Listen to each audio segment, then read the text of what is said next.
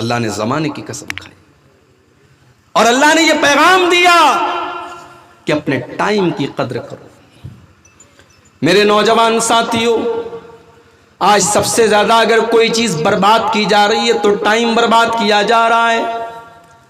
Face بک کے اوپر رات بھر لگا رہنے والا میرا نوجوان بھائی اور دن بھر موبائل پر چیٹنگ کرنے والا میرا نوجوان بھائی، بڑے پیار سے، بڑے پریم سے، بڑی محبت سے کہنا چاہوں گا، یہ جوانی فیس بک پر چیٹنگ کرنے کے لیے تو نہیں ملی ہے، یہ یوٹیوب کے شارٹس دیکھنے کے لیے تو نہیں ملی ہے، یہ فیس بک کی ریلز دیکھنے کے لیے تو نہیں ملی ہے، یہ جوانی تو اللہ کو راضی کرنے کے لیے ملی ہے۔ اس جوانی میں آپ اللہ کو راضی کر لیں گے، بڑھاپے میں نہیں کر پائیں گے۔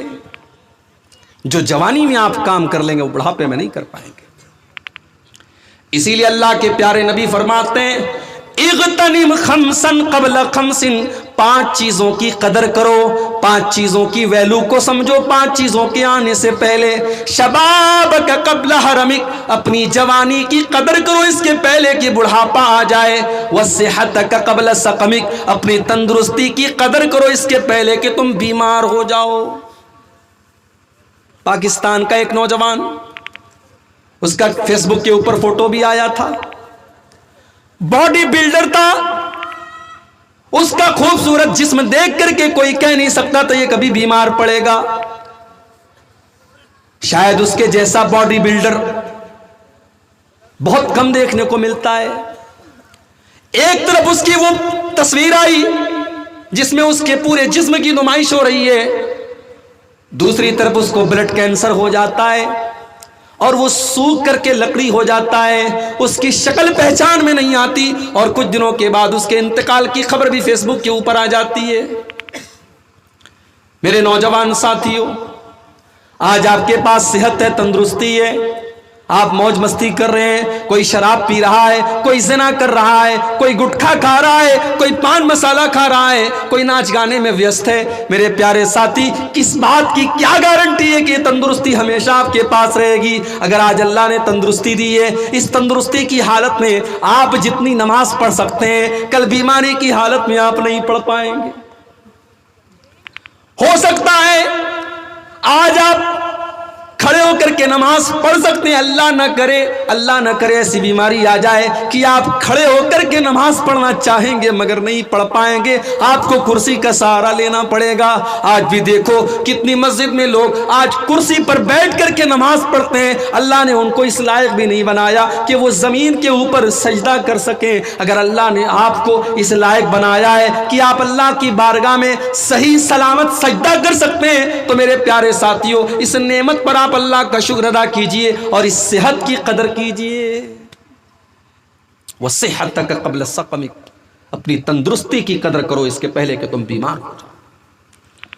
وغناک قبل فقرک، اور اپنی دولت کی قدر کرو اس کے پہلے کہ تم فقیر ہو جاؤ۔ اگر آج اللہ نے نوازا ہے، اگر آج اللہ نے دولت دی ہے تو اس دولت کی قدر کرو اور اس دولت کو اللہ کی راہ میں خرچ کرو، غریبوں کی مدد کرو، یتیموں کی مدد کرو، بے سہاروں کو سہارا دے دو، غریبوں کو کمبل دے دو، بے سہاروں کو سہارا دے دو۔ ہو سکتا ہے کہ کل آپ کو سہارے کی ضرورت پڑ جائے، آج آپ دوسروں کو دینے کے لائق ہے، اللہ نہ کرے ایسی نوبت آ جائے کہ آپ کا ہاتھ کسی اور کے آگے پھیلانا پڑ جائے۔ وَغِنَاكَ قَبْلَ فَقْرِكَ، اپنی دولت کی قدر کرو اس کے پہلے کہ تم فقیر ہو جاؤ۔ وَفَرَاغَكَ قَبْلَ شُغْلِكَ، اور اپنے ٹائم کی قدر کرو، اپنے سمے کی قدر کرو اس کے پہلے کہ تم بزی ہو جاؤ۔ کبھی سوچو میرے بھائی، اپنی زندگی میں فلیش بیک کر کے دیکھو، 5 سال پہلے آپ کو جتنی فرصت تھی آج آپ کو نہیں ملتی۔ جب تک شادی نہیں ہوئی تھی بہت سارے کام آدمی کر لیتا ہے، شادی ہو گئی، بیوی آ گئی، ذمہ داریاں آ گئی، بہت سارے کام نہیں کر پاتا ہے۔ پھر بچے پیدا ہو گئے اور ذمہ داریاں آ گئی، بچے اسکول جانے لگے، مدرسے جانے لگے اور ذمہ داریاں آ گئیں، بچے بڑے ہو گئے اور ذمہ داریاں آنے لگی۔ زندگی جیسے جیسے آگے بڑھتی چلی جاتی ہے، انسان کی زندگی میں ذمہ داریاں آنے لگتی ہیں، انسان بزی ہوتا چلا جاتا ہے۔ اللہ کے نبی فرماتے ہیں اگر آج 2 منٹ بھی آپ فری ہیں، 2 منٹ کی آپ کے پاس فرصت ہے تو اس فرصت کی قدر کرو اور اس فرصت کو صحیح جگہ استعمال کرو۔ ہم کہاں استعمال کر رہے ہیں؟ 3 گھنٹے بیٹھ کر کے فلمیں دیکھ رہے ہیں، فیس بک کے اوپر بیٹھ کر کے ویڈیوز دیکھ رہے ہیں۔ عربی میں کہاوت ہے الوقت کالسیف، وقت جو ہوتا ہے وہ تلوار کی طرح ہوتا ہے، وقت جو ہوتا ہے تلوار کی طرح ہوتا ہے، اگر آپ نے وقت کو نہیں کاٹا تو وقت آپ کو کاٹ دے گا۔ اپنے سمے کا صحیح استعمال کرو میرے نوجوان ساتھیوں، اللہ کے پیارے نبی فرما رہے ہیں وَفَرَاغَكَ قَبْلَ شُغْلِكَ، اپنے ٹائم کی قدر کرو اس کے پہلے کہ تم بزی ہو جاؤ۔ وَحَيَاتَكَ قَبْلَ مَوْتِكَ، اور اپنی زندگی کی قدر کرو اس کے پہلے کہ تمہیں موت آ جائے۔ موت آئے گی تو یہ پوچھ کر کے نہیں آئے گی عبدالغفار صاحب آپ کی بیٹی کا کیا حال ہے، آپ کی بیوی کا کیا حال ہے، آپ کا مکان بنا کہ نہیں بنا، آپ کو نوکری ملی کہ نہیں ملی، آپ کا سپنا پورا ہوا کہ نہیں ہوا۔ موت آئے گی اور آپ کے سارے سپنوں کو لے کر کے چلی جائے گی۔ موت آپ سے اپوائنٹمنٹ لے کر کے تو نہیں آئے گی، موت کو تو کوئی نہ کوئی بہانہ چاہیے، کبھی بیماری کے بہانے سے آ جائے گی، کبھی ایکسیڈنٹ کے بہانے سے آ جائے گی، کبھی اچانک ہارٹ اٹیک آ جائے گا، کبھی دماغ پر فالج کا حملہ ہو جائے گا۔ موت کسی بھی بہانے سے آ سکتی ہے، اور موت آتے ہی میرے پیارے ساتھیوں زندگی کی ساری چکا چوند ختم ہو جائے گی۔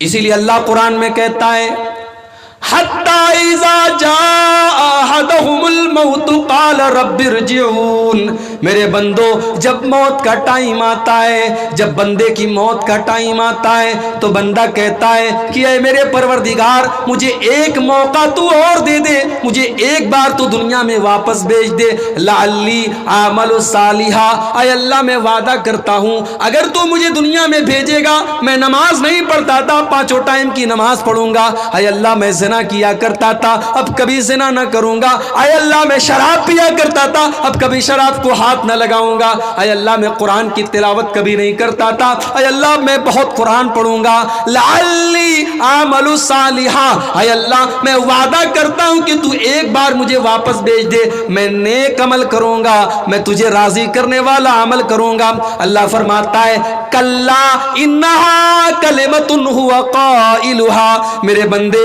تیری یہ خواہش کبھی پوری ہونے والی نہیں ہے، موت آ جائے، موت کا ٹائم آ گیا، اب تجھے دوبارہ دنیا میں نہیں بھیجا جائے گا، موت آ چکی ہے اب کسی کو دوبارہ دنیا میں نہیں بھیجا جائے گا۔